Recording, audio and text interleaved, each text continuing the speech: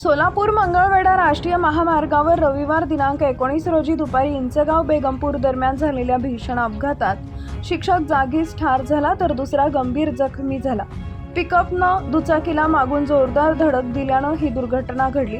मृत तरुणाचं नाव महेश पांडुरंग पोपळे, वय वर्ष 32 असं असून गंभीर जखमी झालेल्या तरुणाचं नाव अतुल दिनकर डोके, वय वर्ष 30, दोघे राहणार अंकोली, तालुका मोहोळ असं आहे। मिळालेल्या माहितीनुसार सोलापूरहून मंगळवेढ्याकडे जाणाऱ्या पिकअप क्रमांक MH09FL 1126 रिकामी कॅरेट घेऊन भरधाव वेगानं जात होता।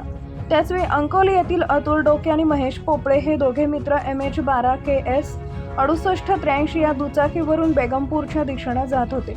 इंचगाव येथील हौसाबाई शॉपिंग सेंटर जवळ आले असता भरधाव पिकअपनं दुचाकीला मागून जोरदार धडक दिली।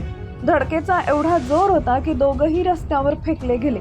यात महेश पोपळे यांच्या डोक्याला गंभीर दुखापत होऊन ते जागीच ठार झाले, तर अतुल डोके गंभीर जखमी झाल्यानं त्यांना तातडीनं सोलापूर येथील शासकीय रुग्णालयात दाखल करण्यात आले।